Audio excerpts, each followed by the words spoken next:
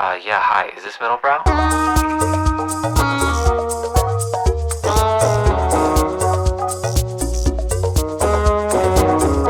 What's going on, everyone? Welcome to the Middlebrow podcast. I am one of your co-hosts, Brian Park. I'm Dan Rosen. And it's just us two. Yes. And I did a show last night, Dan, where there were a handful of Middlebrow listeners.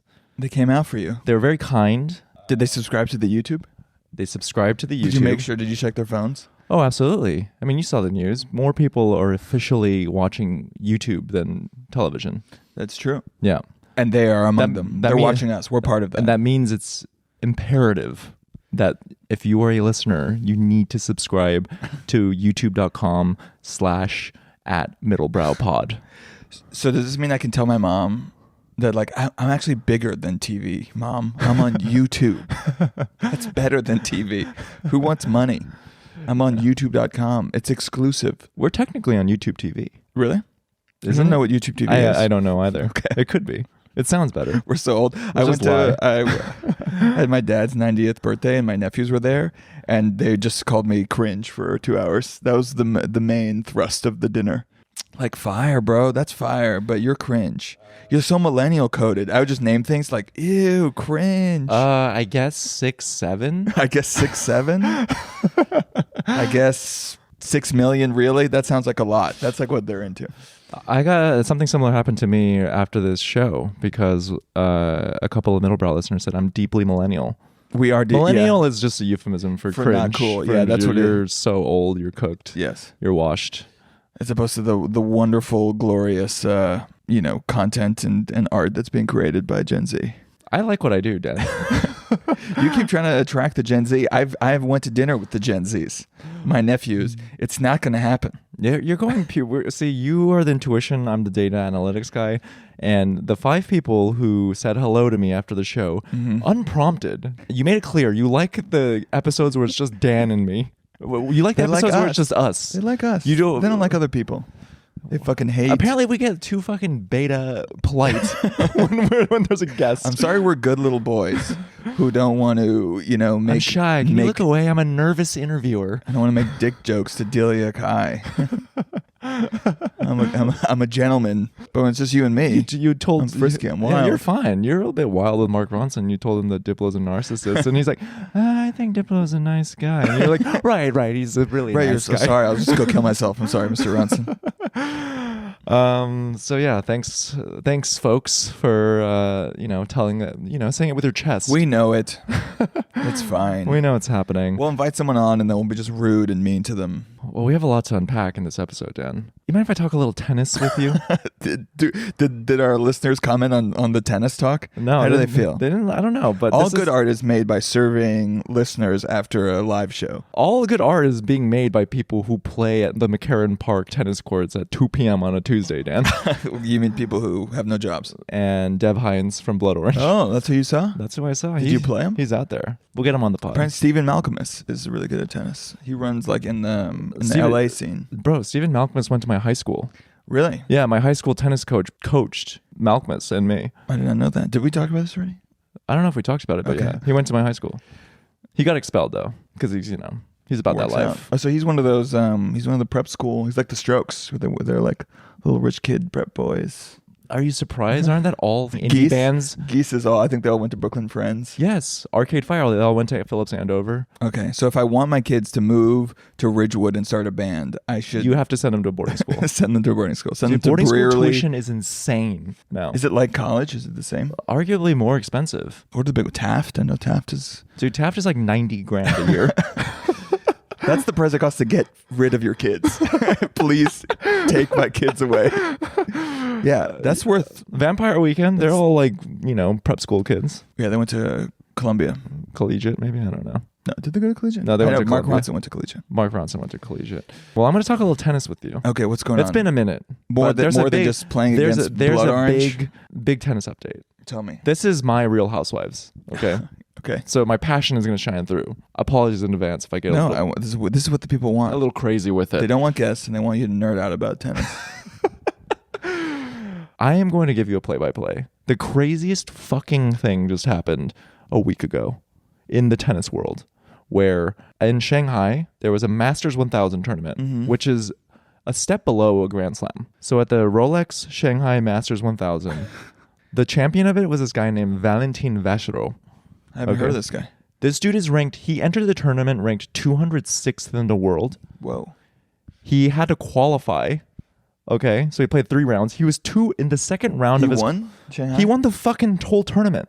Who did he beat? And so, listeners, just to give you some context of how crazy that is, in the qualifiers, you have to win 3 consecutive matches to even qualify for the main draw. And even if you lose, like, it's an incentive to even qualify for the main draw, because if you lose in the first round, you're still pocketing like 150 grand, which is a huge payday for someone like a journeyman. 200th. Right. So in the second round of his qualifier, he was 2 points away from losing. He is the lowest ranked player to have ever won a Masters 1000 tournament. And in the final, Well, how much would you have made if you bet on him? You would have, dude. So what's even crazier is that, Like, what were the odds? Did you check what the odds were? dude? Yes, in the final, he played this French. Okay, so Valentin Vacherot, he's Monegasque. He's from Monaco, Okay. and he played his cousin in the final. Speaking of privileged life leading to a career. Yeah, Sure. yeah. I mean, he's doing it for the love of the game. Okay, the money is a How many secondary. people live in Monaco? Like 12? Djokovic and Grigor Dimitrov are And two all of they them. do is like make like martinis for James Bond. What does that do in Monaco? Dude. And so in the final, he played a French player named Arthur Rinderknecht, Okay. his first cousin. It was a cousin's final. Straight out of Challengers, dude. Fuck this sport. Dude, this is no. But this is going to be adapted into a film. The moment peak black drama. people start playing tennis, it's over. They've For been these playing rich tennis. cousins- No, they haven't. They have to be. They have not been playing tennis. And you have to be like Tiafo, where your dad just happens to work at the tennis, like just random. When you're born on a tennis facility, a random black guy was born on a tennis facility, and he just like destroys and kills everyone. So collectively, Arthur Rinderknecht, he's ranked like, let's say, They're 30. first cousins? He's his first cousins. Rinderknecht is ranked like 35. This is the low combined, like this has never happened, where you have two. This is the collectively lowest ranked final ever. Who would they beat? Dude, so Valentin Vacherot, he beat Bublik, he beat Machak, he beat Griekspoor, he beat Rune, and he beat Djokovic in the semis. These are all like top 20 ranked players. And what's even crazier is that because this is such a historic run, all these screenshots are coming out where someone posted this WhatsApp message where they were like, yo, are you going to like Shanghai? And Valentin Vacherot, he replied to that. And he was like, yeah, I think I'm going to go. You know, all it takes is one crazy run. He got the crazy run. Got the fucking crazy run. That's beautiful. It's some Jeremy Lin shit. It is truly a Jeremy Lin moment. And How old is he? Vacherot? he's 26, which makes it even more unusual. Like, Yeah, he's not, you think you would have seen... he's already aged out at this point, kind of. Like, if you haven't for figured tennis. your shit out by early 20s, you got to start. Has he beaten anyone big? No. Before? Like, kind of, but this is truly out of left field. And just to even give it context, in the third round, he beat this Dutch player named Talon Griekspoor. Talon Griekspoor beat Sinner the He's round like, before. Every name is like a joke. Yeah, so Talon Griekspoor, Sound like KGB spies. he's Dutch, and it's important to know he's Dutch because I've been told by many people in Europe that the Dutch are very forthright people, where sarcasm, they're quite literal. They'll just tell it how it is. Direct. Now, in his press conference after he lost to Vacherot in the third round, Griekspoor goes, I played a good match against Yannick Sinner 2 days ago. Today I lost to the world number 204. That's tennis summed up in 2 days. It just goes to show I've chosen a shitty sport. I'll probably want to play tennis again tomorrow, but for me, right now, I'm done with it. I would rather have lost in the first round than to have lost this match. What a mean thing to say to someone. I would rather have died in the middle of the match than have it end the way that it ended. Losing to the world number 204. No, tennis is brutal. I don't think the loss in tennis is really unlike any other loss. I mean, just watch Rublev and how he just melts down and just slowly, like he's like you can see him mentally cutting himself. He's in anguish. Yes, he's tortured, dude. But this it's is like Russian novel. Statistically, for Rinderknecht and Vacherot to meet in the finals, they said it was like a 1 in 1 billion chance. that would have happened. Yo. Because they were just ranked so Just makes you damn think about low. like how crazy shit is in life, you know, like believe in yourself, you know, because like random shit that happens, you know. You could wake up one day, you win in Shanghai. Doesn't matter who you are. It's What's insane. your excuse, Brian? How It's come you fucking haven't won insane. Fucking Shanghai. You can't even bagel me. Oh my! Shut the fuck up, Dan. Can't even bagel me. You are one of the most deluded people I've ever met. If You you haven't think that you even can even have a chance, you actually the fact that you even get upset when I beat you, like I get it a couple annoys games me. off you every time. It When's the annoys- last time? You can't bagel me. It annoys me. It annoys me that you even think there's a semblance of hope. Just think. Yeah. You were ranked in middle school. You'd think you could beat someone who plays But once a week. So his other first cousin, Artur Rinderknecht, he's I mean, it was a really beautiful ceremony because they're first cousins. People all sound like they're on the jury for the Nobel Prize. Did you hear about that Nobel Prize winning scientist who like he couldn't be reached because he was just off the grid hiking? Truly, that's some Jordan shit right there. Yeah, you don't even care. You're not waiting around by your phone like a loser. But these guys are, I mean, Vacherot, valiant effort. He's really likable. I liked him. Artur Rinderknecht is a bit of a tool on tour. Where I've always said that. Rinderknecht. well, he has some beef Artur with the number one Rinderknecht. player, Taylor Fritz, who most Americans know who Taylor Fritz is because he's the face of American tennis at this point. Yeah, Macy's scion. He's a Macy's scion. But he's also a weeb. Because they're doing the Asia tour right now, and it's hilarious because Everyone's a fucking weeb. everyone's a weeb now. It's great. It's great for me, honestly. But Are you a secret weeb? Yeah, I was into Gundam. I was into Dragon Ball Z. I was into all of that. Yeah, Makes a lot of sense. I mean, it's going to become evident as this That's episode why you haven't goes seen on. a movie before the year 2000. Spending your time I was watching investing- Cowboy Bebop. Oh my god, amazing! Don't act like you haven't seen I it. haven't seen a single You anime are thing a ever. fucking. You're a joke. You're a yoke, dude. You are a yoke.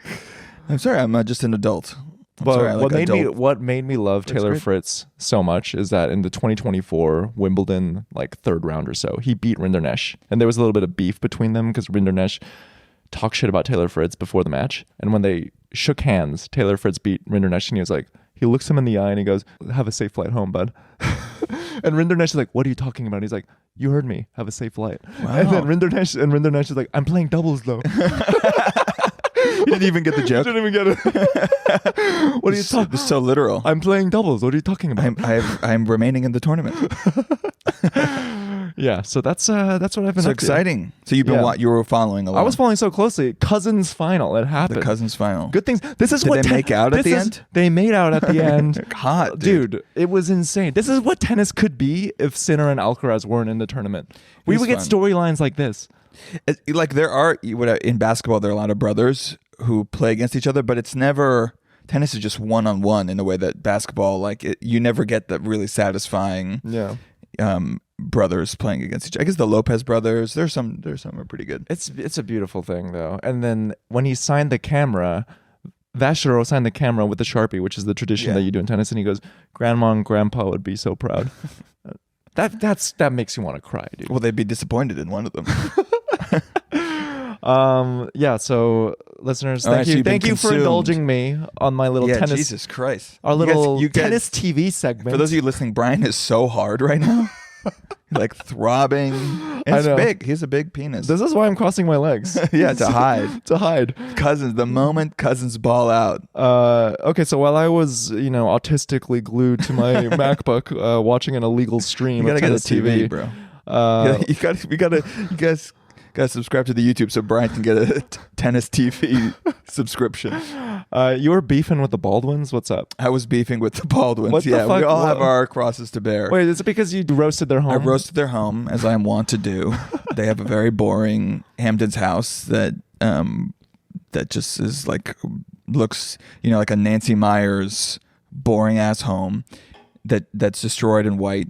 And then because I guess they're criminally online, both Hilaria and Alec commented What? on the video. Also, can we do a little sidebar? I saw that Alec got into a car accident. I joked on the thing that he was watching my video.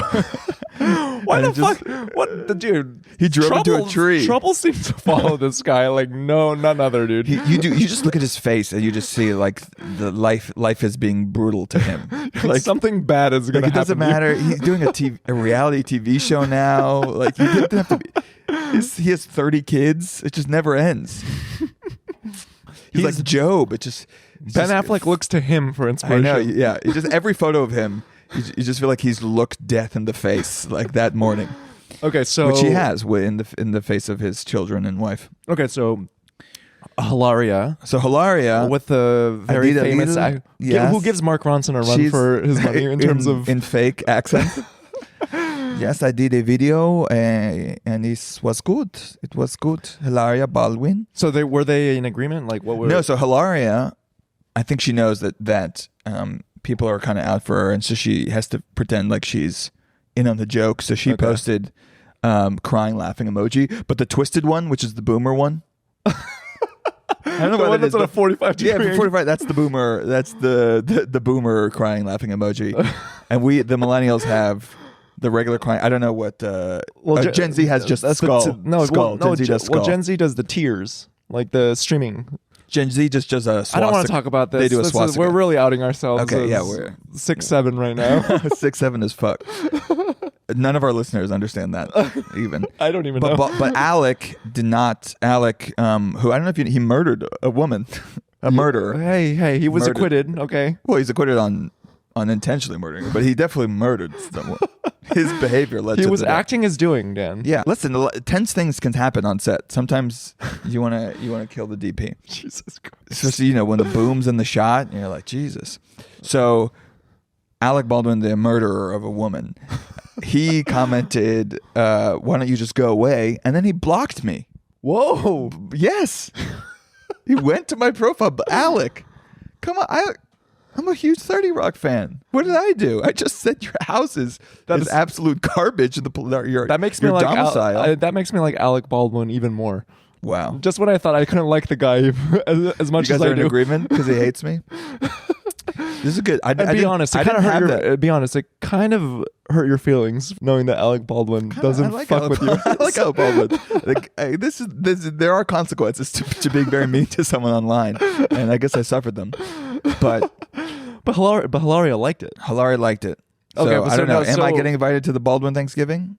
I don't know. Like 2 days later, I went to the Hamptons Film Festival, and he's like the voice of the Hamptons Film Festival. Oh. It's like his voice introduces all the movies. He's on all the posters. He's like around town. So I was like, oh. So you had your own little Curb episode, and you're like Yeah, I was looking like, over your shoulder. Am I gonna run into? Your friend's like, hey, can you do you mind running to the concessions and getting me some junior mints? Exactly. And you're like, I can't. If you're trying to wonder what the Hamptons Film Festival is, I think this anecdote: a group of older women were walking out of a movie theater, and I just heard one of them say, "I just couldn't find myself understanding the Palestinian side." That was the demographic of the Hamptons. I'm Film surprised Festival. they screen No Other Land at the Hamptons Yeah. Film Fest. I think the people who the other movie that was at Venice. Oh, you're talking about the movie The Voice of Hidden Rajab. Yes, that Brian's laughing because we had to look up we tried to nail the I pronunciation. also But anyway, I so the people who also program as if I would know. yeah, well we knew there was a film. Oh, The Voice of Hidden Rajab. I think they screened both of those movies, and I think the people who curate Respect to the programmers for I think the for people who putting that in curate the thing are like intentionally want to punish the wealthy. You better sit your ass down and The you're gonna wealthy- fucking learn. Yeah, the wealthy libs who go to the Hamptons Film Festival. Yeah, And it's like a humiliation ritual. and you were there. And I was there. What yeah. did you do? Okay, I was just there. I have a friend who has a house there, and so he invited us, and I Did saw you- Sentimental Value, which was great. You saw it. I saw it. What'd you Very, think? Really, really good. Yes. I'm surprised. You're not really a slow burn guy, but this one got it. I like a slow burn. Yeah. I like a Stellan, mood. how good is Stellan Skarsgård? He's great. It was a little. It was surprisingly feel good. Yeah. Yeah. Like because his other movies are very, very dark, and I was talking to our friend Sammy about it, and he was saying that in in like France, people are criticizing it because they say it's like light Bergman, because he took all the themes that like Ingmar Bergman. In fact, I think they even reference Bergman, but they take all the themes of like these dark familial themes, but they kind of make it light and fun and not fun, but like easy, and it's almost like digestible. There's not like the intensity and the brutality. So Sammy took Bergman. issue with that. Yeah, I cried at the end. What? I haven't cried at a movie in a long time. I teared up at the end. Really? Yeah. I didn't even think that was in you. Neither did Damn, I. what's getting into you? What the fuck is happening to you? Dude, it's emotional. It is. It's very emotional. I hurt Alec Baldwin's feelings, and it just I have a You had to newfound you had to let empathy it in the world. Once you realize that you're a bully, you gain some perspective. Who knew that you could find such insights on a trip away in the Hamptons? Who fucking knew? I saw a movie. What'd you see? Since we last did our pod, in memory of Diane Keaton. I saw Annie Hall for the first time. For the first time. I have tried. I can't believe how much I don't even know how that's possible. How have you escaped that movie? Every single thing you've watched is like descendant of that movie. Yeah. Fuck, keep it coming, because I got a lot to say. All dude. you like, everything you like has just been biting. I got a lot Annie to Hall. fucking say, Dan. Okay. It's nice that you can watch Woody Allen movies because you're like, oh, it's for Dan Keaton. It's he's a monster, but dang, you have to pay. It's the best role. It's really her. It's really she created the outfits. She created it. Hey, we keep talking about Woody Allen on this show. I wonder why, Dan. I didn't tell you to watch Annie Hall. Okay, so I didn't tell you to watch one of the greatest movies of all time. I saw it. So I've tried to see it on 5 other occasions. I kept falling asleep. What is wrong with? Go back to Dragon Ball Z. Go back to your little nonsense children. Okay. It's not even long. All right, dude. I look at you in a different light now. Your whole shtick, your whole fucking thing is just a blatant fucking ripoff of Woody Allen in Annie Hall. You mean I'm a Jew? That's what you're saying? I'm not saying that. And as the movie was going, I was watching with my girlfriend. My girlfriend was like, "This is you, dude." And To you. To me. Yeah. And now it got me thinking. Yeah, as if I'm the only complainer. So you know that theory of the crab theory? Where if you just let evolution and natural selection to just kind of run its course, species would just kind of would converge to a crab-like form. Yeah. Like that is the ultimate form. And I feel like Woody Allen's navel-gazing, neurotic, complaining shtick that he does About life and people. He's the ultimate form. If you live in New York long enough, You like just regardless become of Woody what Allen. religion, You will marry your become- adopted daughter. No matter what. If you live long enough in New York, you start looking at your girlfriend's daughter and you're like, look, they were never "Jeez." married. I learned from you. They were never married. It's true. They never lived in the same place. They were. Some of the jokes they don't age that well. All right, it was made in 1977, Brian. You can't. Some of it's pretty good. I mean, did you like it? Did you like There's so many. watching this There's so many monsters film? reasons why this shouldn't work. It's like a string of YouTube videos clipped together, transitioned by like a break to the fourth, like breaking the fourth wall camera talk thing. Yeah. But like him complaining, like that's a YouTube vlog. Oh, what is this fucking? Look, you see these fucking schmucks in the. That's everything on every single idiot on TikTok is just walking around complaining about New York. They're that, or they just do like a series of tasteful shots to jazz. Also, all of TikTok, they just stole it from him. But it's fine. He doesn't matter anymore. He's dead to the world. But Diane Keaton, incredible performance. Yeah, that's what you watch. I watched it. We for should have an Diane AI Keaton. that Oh my separates God. the art from the artist. Diane Keaton. And then you could just enjoy Diane Keaton. Diane Keaton and just everyone else in the cast. Was this the first Diane Keaton movie you've ever seen? What else has she been in? Okay, taking that as a yes. Next week, Indulge me. Brian listens to the Beatles for the first time.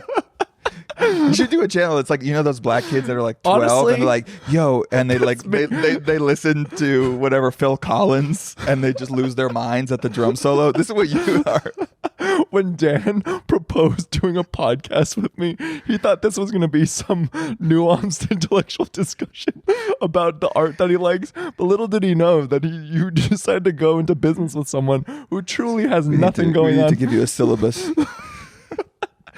Oh my God, dude. It was really refreshing to see actors who look normal. Oh yeah, I'm like, whoa, they don't have filler? they don't have what's- filler like Bradley Cooper. Did you see that Bradley Cooper interview? Jesus Christ. No. Yeah, and she aged very, very. She I don't think got a lot of work done. Like she was a beautiful older woman and had the distinct style. Everyone, they all. But yeah, she looks like she's like pretty, but she doesn't look like she came out of a model casting. She doesn't look like an alien. I mean, your brother had issue with One Battle After Another because Tiana Taylor looks just not human. The sexiest revolutionary that there ever was. Yeah, but also, I mean, it's like when I watch Nicole Kidman, I'm like, okay, you're not. It's difficult for me. She can only play the person in Baby Girl because that's a woman who gets a lot of Botox and fillers. But otherwise, so you can't exist in any other time or profession but rich white person. Did you see The Chair Company with Tim Robinson? I haven't seen it yet. Let's watch it and talk Yeah, about we'll watch it. But I mean, I'll only speak to the casting. Mm-hmm. Whatever projects he's involved in, he casts them really well because it looks. Yeah, that looks like a normal person. We don't have the. I mean, like Woody Allen, I think is really great. And he maybe even took that from like Fellini, who was the best. If you watch Fellini movies, he picked like the most kind of intense, grotesque Italian people that you're just like, how did you find this person to be? I just want to look at you. I literally have a book called Fellini Faces, which is just like the crazy kind of distinct human people that they cast. I mean, this other movie I saw at the Hamptons Film Festival was The Coral, which was about World War I. Ralph Fiennes is like a choral director in Britain. And every guy in it looks like Harry Styles. Like they just cast these like pretty boy models, and it's like you have no life. Like I don't feel like you've lived anything. You just look like you grew up in a suburb and had a nice, cute little life, and there's nothing to it. Yeah, I get that because there's a lot of street casting agencies, which has become kind of popular by way of like the Safdie bros and their films. They're great. They care a lot about it. But even some of these street casting agencies, because I go in for auditions and you're too hot, Brian. I'm like, okay, so if you are going to be discovered on the street, the key to that is that you need to have these crazy white set eyes, little tiny fetal alcohol syndrome. Yeah, and that's what gives you a unique look that reads weird on screen, like Anya Taylor-Joy.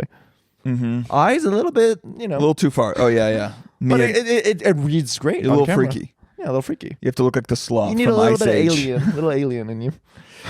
Yeah, who you have to cast? Who in Uncut Gems? Oh, those twins. You remember those twins who like accost Adam Sandler in Uncut Gems? And it's like, where the fuck are you? But if you walk around New York, these people are in every subway car. These freakazoids, and you want to just like follow them and look at them. And for some reason, movies have to just be these like sanitized, boring visual spectacles. And it's like, why? Yeah, so Annie Hall, that's great. It has me looking at you differently. All of your friends who come to your birthday parties differently. I'm just like, oh, now I get it. This is I came to naturally. I came to organically. This is what on Twitter the Nick Fuentes would call noticing. The JQ, the Jewish question. Yeah. But we don't support Woody Allen on this podcast. It should be. We want people to know. No. And then we went to go see. We went to David Zwirner. We saw Smart. Yeah, we saw the Sascha Gordon exhibit. Yeah. What'd you think? Do you want to talk about Sascha Gordon for? I think this is more your realm. Okay. You mean art? Sascha Gordon is a half Korean, half Jewish. Really, this podcast. She's basically she's the us. mascot. We should have her do a T-shirt for us. She's so young. She's like 26. Graduate from RISD. Super piping hot painter right now in the moment. She's really taken off. I think she's maybe the youngest artist to ever be represented by David Zwirner, but she has a solo show at Zwirner. And she's like one of those artists who, her paintings are like, it's all self-portraiture or image of her body, and she talks about she doesn't have like the typical female hot body. She's larger, and she paints very honestly her kind of like flesh and her fat and her pubes and her toenails and these kind of like abject naked versions of herself. Yeah. And she's like insanely gifted as a technical painter, like some of the best technique I've seen. It was crazy. I mean, I have fine artist friends who went to the show and they stressed, go see it in person. Yeah. And I'm glad I did. It's insane. Yeah, there are beautiful moments too that she has the indentation of the ribs of a sock, Right. You know, or just even pubes. The way she, It's like some moments it looks like a photo. Like it's Yeah, it's very really photorealistic. It's really flat and really photorealistic. How do you do this? yeah, it It's must insane. be painstaking. And she uses kind of like probably fan brushes, which kind of help with the gradient. The subject matter is like, I don't know. It's not she's very young, and so she has amazing technical ability. Part of it just feels like she's really like, look how great of a painter I am. And I've seen a lot of the subject matter that she's painted before in people like Jenny Saville or whatever, even Tracy Emin's work. And so the subject matter and It didn't do it for you? No, I enjoyed not it that much. I really liked it. Yeah, because it's a bit it's a bit grotesque. it's very, very grotesque. Yeah. which I liked. And I think Because I think there's so many artists in New York where they have shows, and I'm like, okay, you're doing self-portraiture, but you're just hot. yes. I'm like, okay, fine. Like that's not interesting. Well, it feels to me, it definitely feels almost like it's in the same world. Like it feels very Gen Z, and that's like diarrheic, and it's you know, like putting herself out there. It's like autofiction, but in Right. painting. Like, look how disgusting. I'm going to show you everything about Yeah. my body. Honestly, and almost like it's almost like trauma dumping in painting form. But yeah, I don't know. I don't know why. Like I left being like, this is a really, really talented painter, and I want more depth, more. I really More liked it. interesting, yeah. Yeah. That's I thought compositionally, I thought it was really interesting. And I was like, okay, this feels really fresh and unique, and the technical aptitude is like off the charts. Yeah, Yeah. for sure. And it's interesting. She's like one of those painters who like has broken containment. Like most people who are really well known in the art world are kind of like sheltered, and they aren't outside of it. But because her work looks like really fucking sick on Instagram, I think, and she's young, she has like these fangirls, and there are a few of these artists like, you know, Salman Tor, Yeah. Anna Wyant, Yeah. and Issy Wood. They're all figurative. It's like not, you know, it's a bit of a bummer. It's like always like, yep, these look really good. It's figurative. It's the public can understand it as like Right. quote unquote good art. Issy Wood just did the cover of Vanity Fair. She painted Charlie XCX. Oh, I didn't know that. So I think Issy Wood's way better. But yeah, it's I want one day for like one of the artists that becomes kind of known outside of the art world to not be just like figurative painting where, and that's like what looks good on TikTok and whatever, but I think it's not meant to be. But yeah, so that was fun. Thank you for suggesting that. And shout out to Becky from David Zwirner, who gave us a nice little tour and is a listener. All right, so there's been a little bit of drama in our neck of the woods, in the media world. Speaking of Dan. Asian women, Oh yeah, true. that's my transition. Speaking of Asian women, Jia Tolentino. I was gonna go with N+1. Okay, we can start with that. One of your favorite. yeah. You're like if N+. Yeah. When I think Yeah, of let's go. Go ahead. Let's let's hear it. I'll give you as long as you need to formulate this diss at me. No, it's not a diss. I just, you know, I see it at the bookstore. I've picked it up. I've flipped through it. I'm like, who would what? And then I'm like, oh yeah, it would be Dan. Who would read us? Who in the world would read this? I mean, it is Marxist analysis it's of for culture. you. The fucking editor-in-chief or the founder, who is his name? Mark Greif? I thought it was Masha Gessen's brother. He wrote Matt Rife. No, he wrote Against Everything. Uh-huh. That is you in a fucking book. It's a collection of essays where he just argues just to be a hater against Are you saying you're working just a out. hater? Yeah, that's what you are. This is well. Anyways, N+1. They I like some things. They got in a little bit of I hot liked, water because they put up a job listing for a managing editor, and they were offering a salary band of 58, This always happens. 58 to 64K The salary. same thing happened with Retro. When Retro put up, like, wanted a manager for her. 55K. Yeah, and everyone Plus health came for them. benefits. I think people have a completely inflated notion of what anyone makes. Like N+1 has 12,000 subscribers. Yes, I wish we lived in a world where N+1 is a place. Tread carefully if you do not have a trust fund. People don't understand how little money there is in media.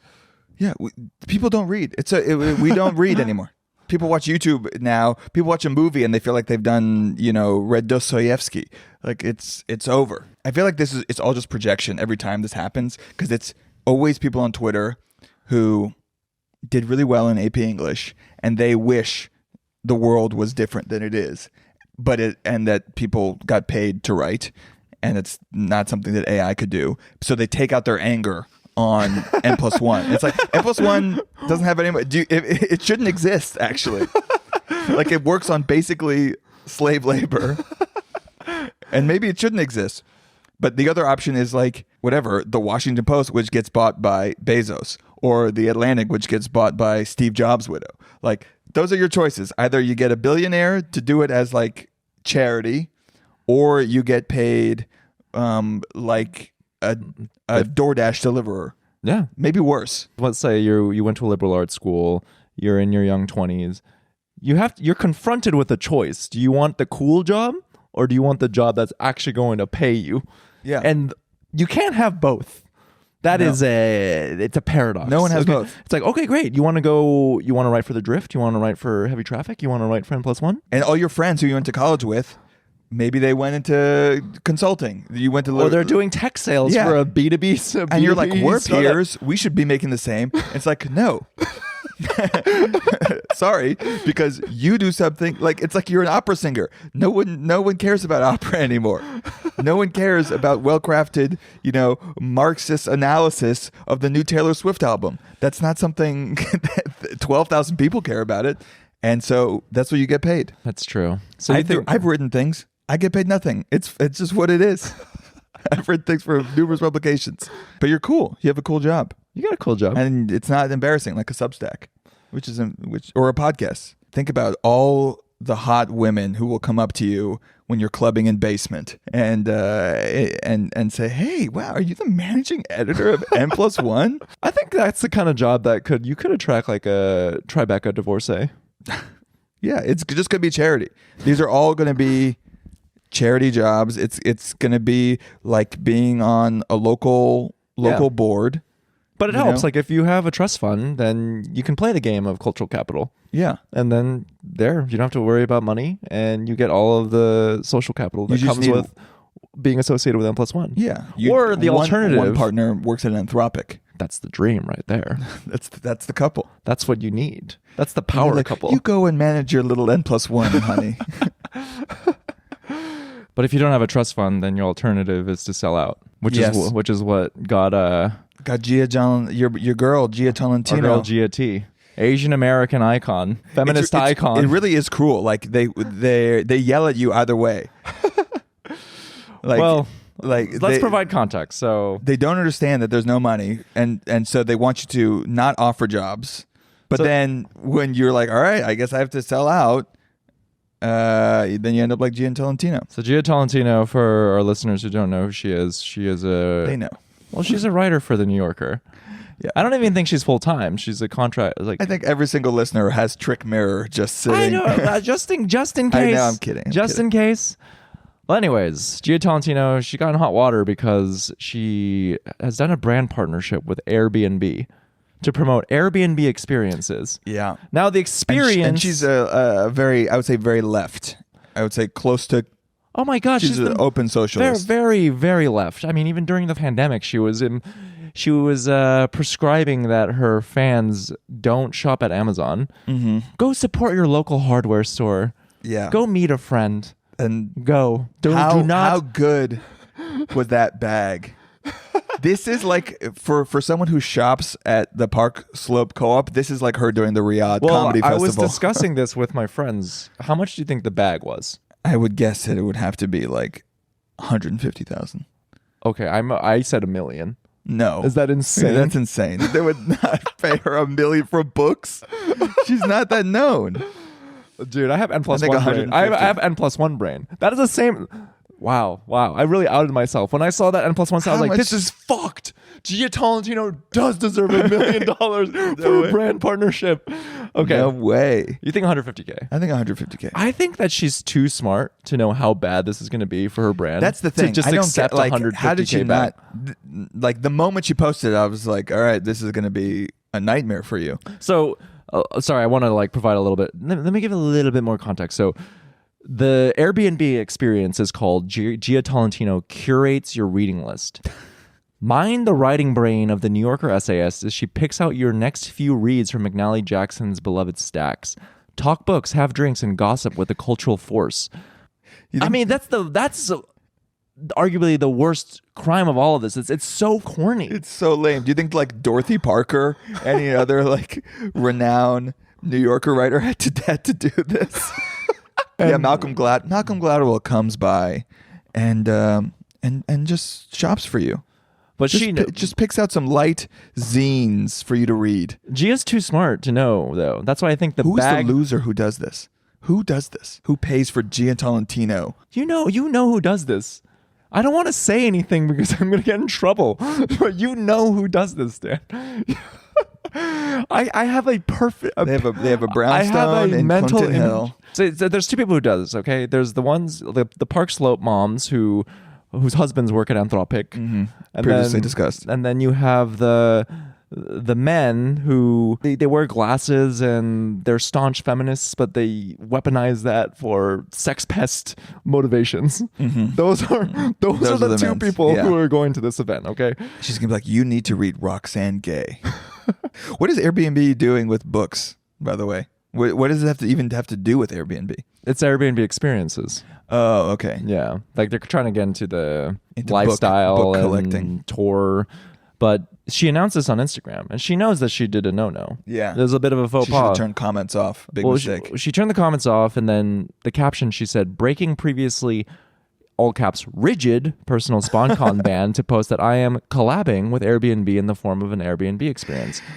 Like Airbnb, everyone is God. She really picked a company who everyone already hates. Yeah, no one's had a good. The thing is, every single person who commented uses Airbnb, which is fine. You could be a hypocrite. Well, the thing that gets her in a lot of trouble is that she was the flag bearer of like moral righteousness and do the right thing. And they're on the BDS list. They are on the BDS list because they have a lot of listings in the West Bank. And Jia Tolentino, I think the post before was about like Gaza children. That's why I'm saying I think the bag was $1 million.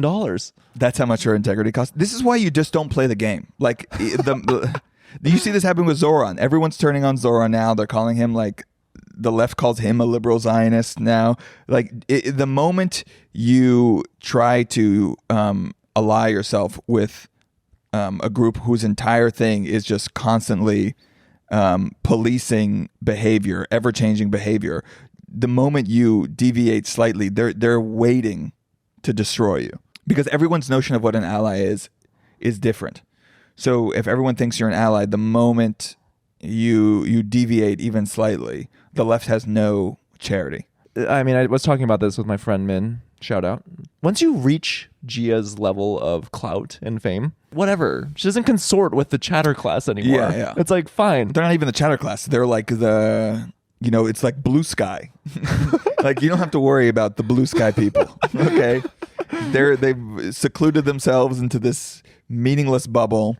Like it's all completely past. I think it's actually like pure vibe shift. Like that's the best example of like people don't give a fuck anymore. Oh, dude, did I tell you? So speaking of Riyadh and dark money that is everywhere. I love it. I seek it out. Yeah, I look when Riyadh Comedy Festival. Book us, please. Please book us. Anytime I see any product, I'm like, only if the Saudis support it. Who's the guy who did Alibaba and Jack Ma? No. Oh, no, not Jack Ma. No, the guy who... By the way, Jack Ma... SoftBank who invested. And SoftBank gets their money from the Saudi Wealth Fund. And they invest in like WeWork and stuff like that. Yeah, but I like the SoftBank founder because he's Korean.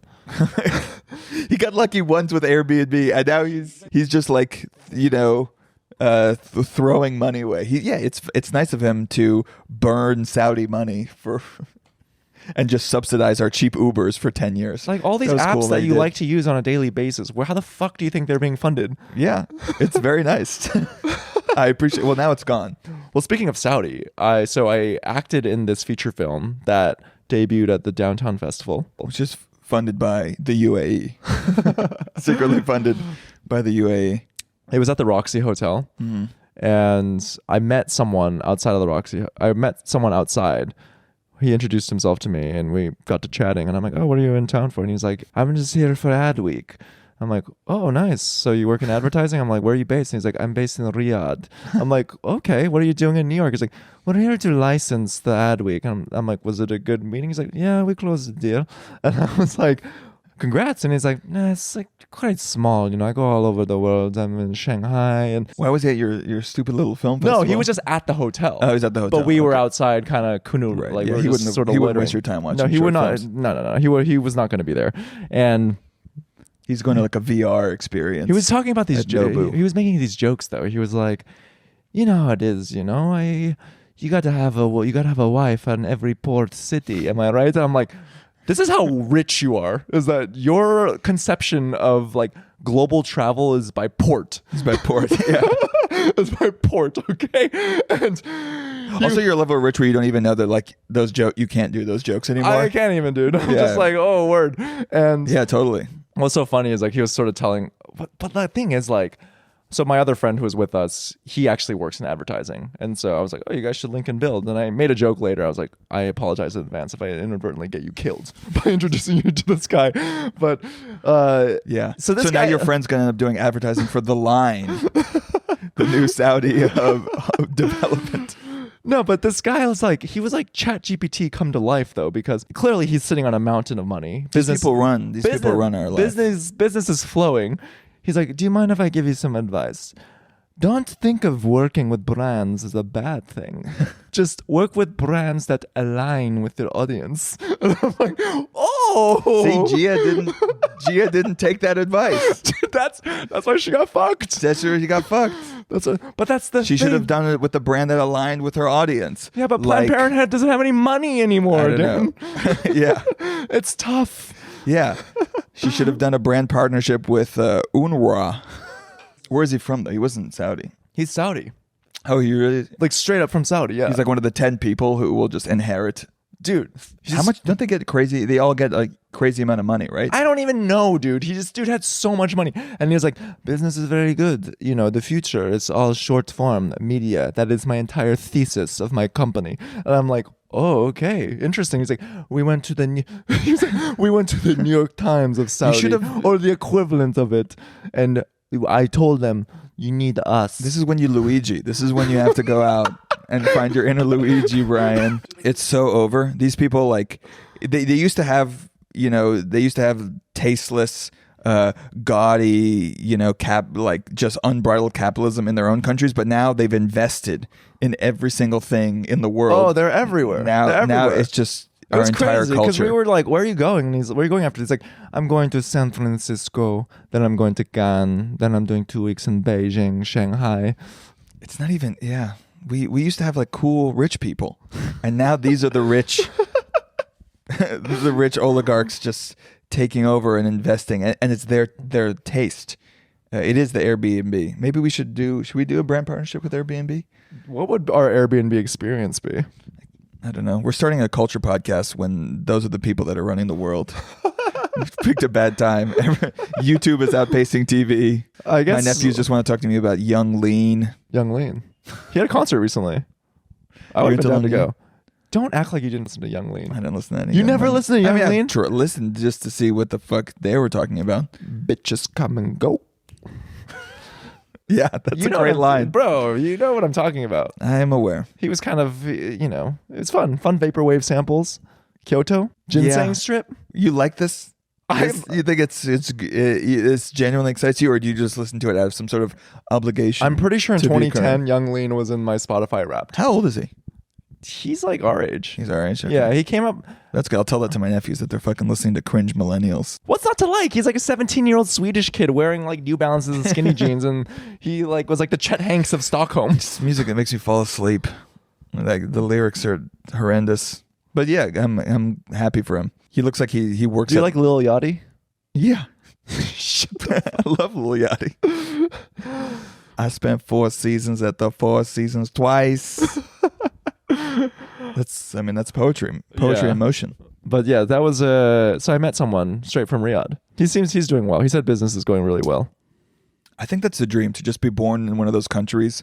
Engaging in like, extractive capitalism is just, it's not only seen as not bad, it's seen as like a moral imperative. Like if you're born into oil wealth, then like how can you, there's no one around you can have any morals. Like your whole nation is built on destroying the planet. So like, yeah. Fucking ball out, dude. Anything goes, baby. Anything goes. Let's give Jared Kushner $2 billion. He actually gave us advice for the podcast. Yeah. I told him I do a podcast. And he's like, oh, are you working with any brands? I'm like, oh, not yet. And he's like, well, when you do, you can even use ChatGPT to come up with the pitch email. Just find brands that align with their audience. Yeah. And you can sweeten the deal by making it a 6-month retainer and not just one-off. So you have good relationship.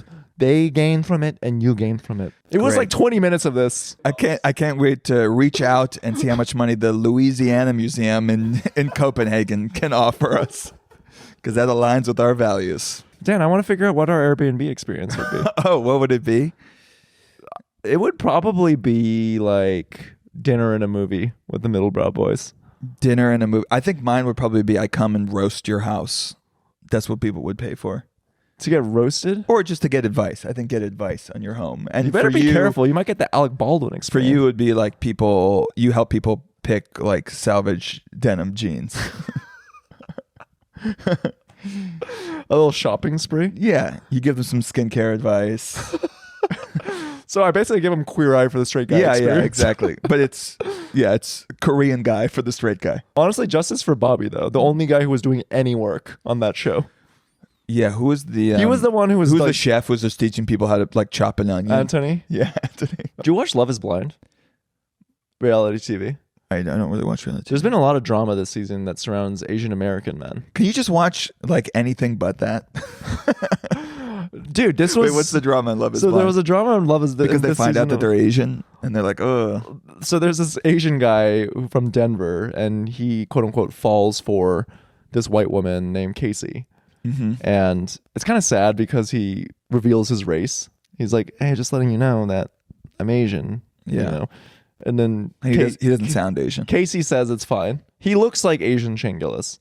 Okay. That's what he looks like. He's like this dude is like so deep in the weeds. He's in Denver. He's a construction project manager. He looks like good. That's a good career. He looks like AI proof.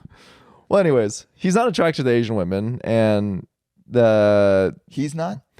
Well, what's fucked is that he has this conversation with this other Asian woman. They both know they learn that they're both Asian. Yeah. And they both kind of talk about how they're attracted to white people. And, there's some self-hating stuff that they have to work through. But anyways, Casey's like, it's okay. I'm horny for you. I want to fuck you. The door gets revealed and she has a change of heart. Mm-hmm. Is she way hotter than him? He's not attractive. Okay. I'll just say that. Okay. He's okay. Now, so you're saying love is not blind. No, depending on what side you're on in the discourse, this could clearly be a race motivated thing. Yeah. Or I mean, she's internalized white supremacy. He's mid. Okay. Okay. Like if he was hot and then she turned him down, then yeah. If he looked like the brother from Beef, then you'd be like, okay. Okay, yeah. So then you're like, all right, there's something going on here. But yeah, it's all over my timeline, probably because they know I'm Asian. So they're like, here, you might like this. You like this fucking Asians hating each other. That's nice. No white people involved, just Asians hating. It's fucked. It's now my Reddit is all like incel. There's so many Asian incel groups on Reddit. Really? Like Simu Liu was part of them too at one point. He was an incel? Yeah, he was like incel adjacent. Does that surprise you? Hey, but he's like a hot jacked guy. He is not hot. He's jacked. That doesn't mean you're hot. He's in a Marvel movie. Also, to the female gaze, like, Jack doesn't mean shit. I don't look at Kumail.